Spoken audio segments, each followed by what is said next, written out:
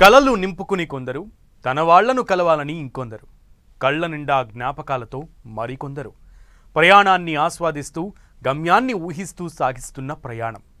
ఒక్క క్షణంలో ఒక్క ప్రమాదం ఆ కలలను కల్లలు చేసింది. అహ్మదాబాద్ విమాన ప్రమాద ఘటనతో దేశం ఒక్కసారిగా ఉలిక్కిపడింది. ఆ ప్రమాదం జరిగిన తీరు చూసి ప్రతి మనసు మెలిపడుతోంది. అసలు ప్రమాదానికి కారణమేంటి? ఆ 5 నిమిషాల్లో ఏం జరిగింది?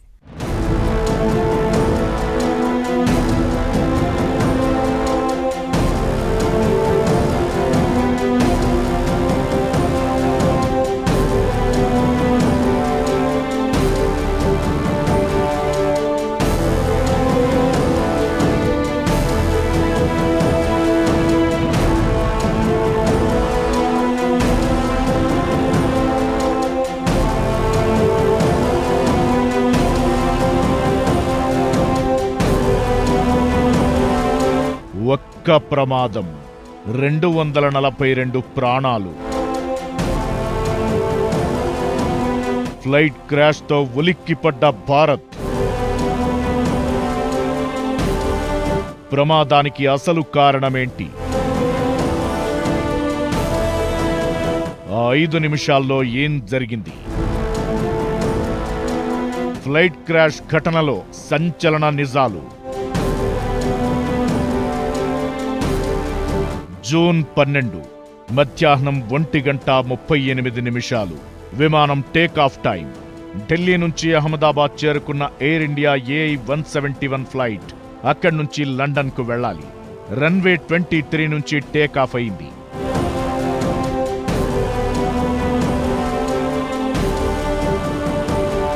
ఐదు నిమిషాలు గాల్లోకి ఎగిరిందో లేదో పేలిపోయిన భారీ శబ్దం.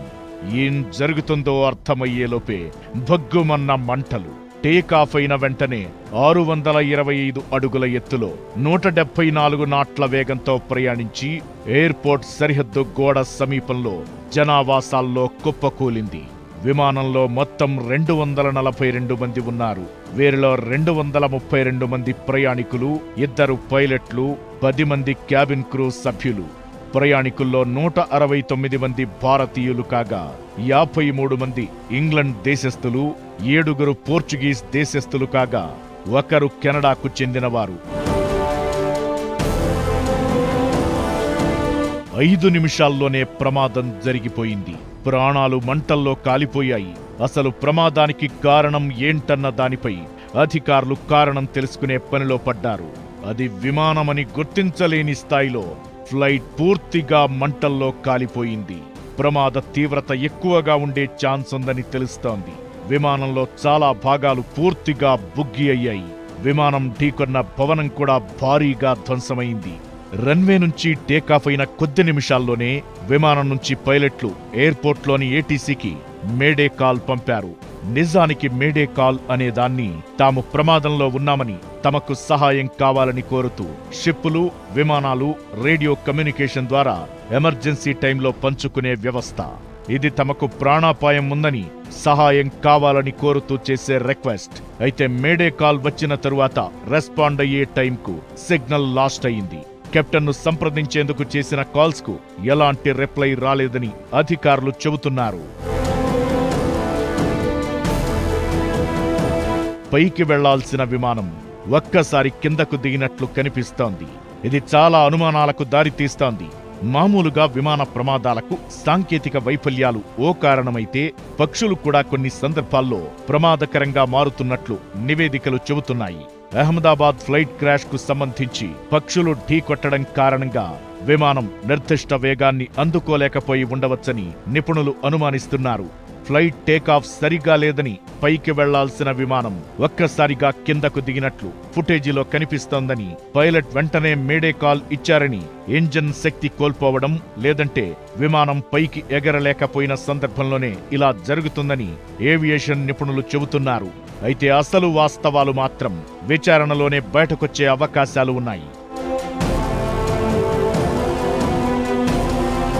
ప్రమాదానికి ముందు విమానం కేవలం 625 అడుగుల ఎత్తు వరకే వెళ్లినట్లు ఫ్లైట్ రాడార్ 24 డేటా చెబుతోంది.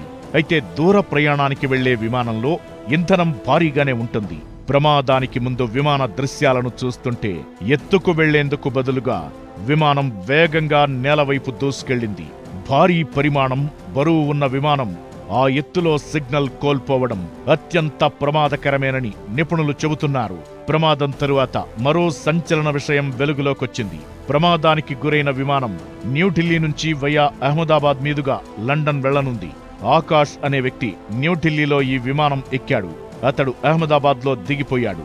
అయితే విమానంలో లోపం ఉందంటూ తాను ముందే ఎయిర్ ఇండియాకు సమాచారం ఇచ్చానని చెబుతున్నాడు.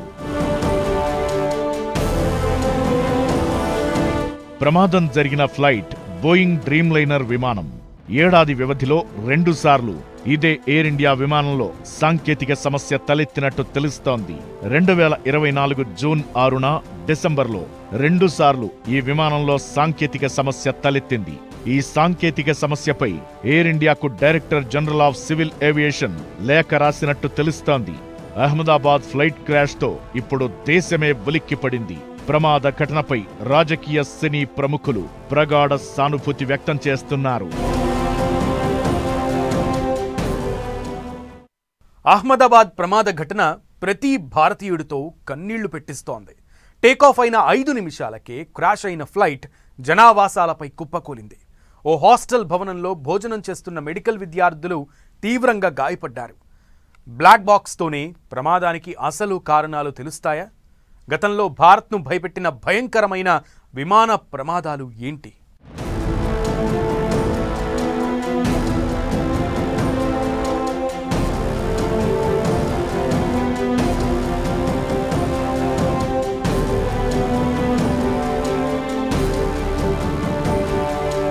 విమాన ప్రమాదాలకు అప్పుడప్పుడు పక్షులు కూడా కారణం అవుతుంటాయి.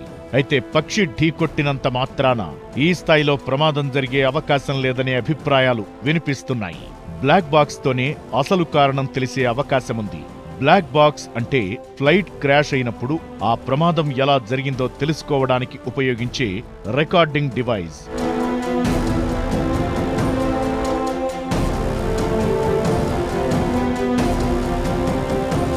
Digital flight data recorder, cockpit voice రికార్డర్లు ఇందులో ఉంటాయి. ప్రమాదానికి ముందు పైలట్లు ఏం మాట్లాడుకున్నారన్న దాంతో పాటు ప్రమాదం జరిగినప్పుడు ఫ్లైట్ పొజిషన్ ఏంటి, ఏ దిశలో ఉంది, ఎంత స్పీడ్లో ఉందన్నది బ్లాక్ బాక్స్లో నిక్షిప్తమై ఉంటుంది. ఇందులో డేటా ఆధారంగా ప్రమాదానికి యాంత్రిక లోపం కారణమా, బర్డ్ స్ట్రైకా, లేదంటే గాలిలో ఎదురైన అడ్డంకి కారణమా, లోపల ఏవైనా పేలుళ్లు సంభవించాయా, మంటలు చెలరేగాయా, పైలట్ వైఫల్యం ఉందా అనే అంశాలపై క్లారిటీ వస్తుంది. టేకాఫ్ అయిన 5 నిమిషాలకే క్రాష్ అయిన ఫ్లైట్ ఎయిర్పోర్ట్ పక్కనే ఉన్న బీజే మెడికల్ కాలేజీ డాక్టర్స్ హాస్టల్ మీద కూలింది. ఆ బిల్డింగ్ తో పాటు చుట్టుపక్కల భవంతులు కూడా ఎఫెక్ట్ అయ్యాయి. విమానం టెయిల్ హాస్టల్ ఫస్ట్ ఫ్లోర్ లోకి దూసుకుపోయింది. బిల్డింగ్ గోడలు కూలిపోయి భారీగా ధ్వంసమైంది. బిల్డింగ్ చుట్టుపక్కల ఉన్న చెట్లు పూర్తిగా మంటల్లో కాలిపోగా ఆ హాస్టల్ కిచెన్లో పేలుడు సంభవించింది.